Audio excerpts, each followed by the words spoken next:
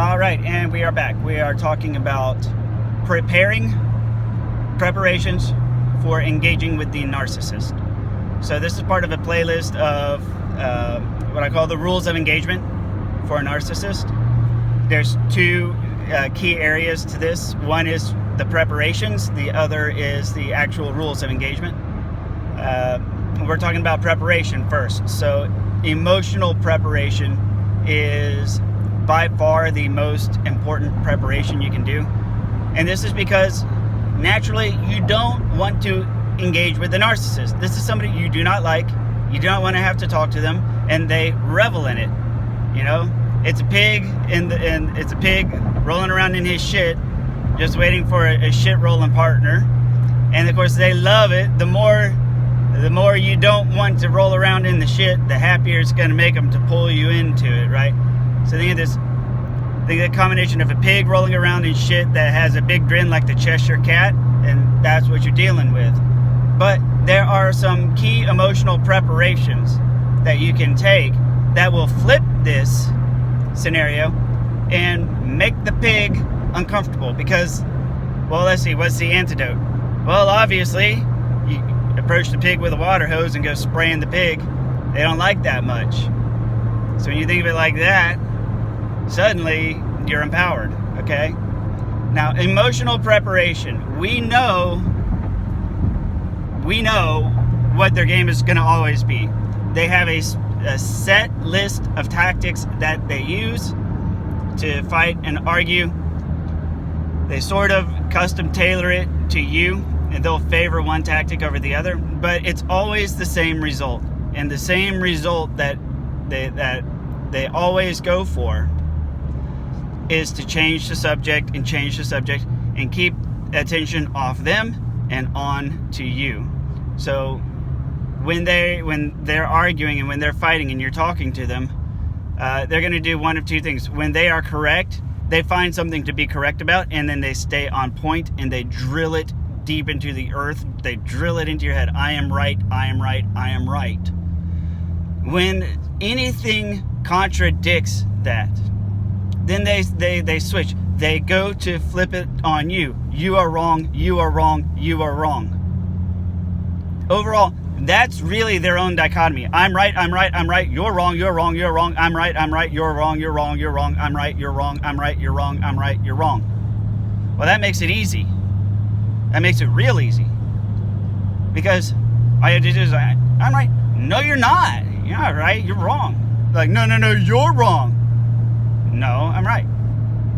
So that's part of the cycle that typically drives you nuts. Now that you know what their game is, let me tell you how to get yourself in the right frame of mind. There's an excellent movie that I think perfectly captures the emotional state you need to be in, and that's The Exorcist. Think of The Exorcist for a minute.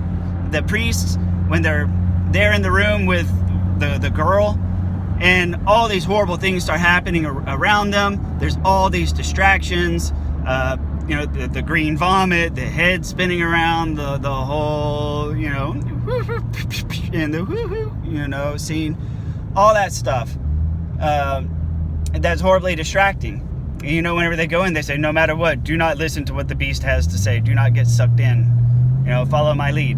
Right? And so what do? They keep their heads down. They stay focused on the job. And that's what you have to do. And we'll get into that more in the rules of engagement. But suffice it to say, you have to stay on topic. Understand that they're either going to want to control the topic and switch the topic to where they're right, or they're going to want to switch the topic to where you are wrong. So that's their prerogative. They want to stay off the topic of you being right. They do not want to say you're right. They don't want to admit that. They will not admit you're right. And when you prevent them from changing subjects off of you're right, no, I'm right. No, I am correct. I'm correct. I'm right about this. I'm right about this. No, you're wrong. No, I'm right. Well, I'm right. No, I'm right. See how that works? When you assert and stay on course for saying, no, I'm right, they get frustrated because none of their distraction techniques work when you are resolved that you are right. Their tactics don't work, and they shut down, and this is where they'll hang up the phone, or they'll say, F you, leave me alone, or I'll file a restraining order, and they go away, right? So emotionally, just prepare yourself. That's where you need to be. You need to be in the mindset of the priests from The Exorcist. And the last couple of things I will touch on is, number one, you need to be prepared to be paying an emotional toll.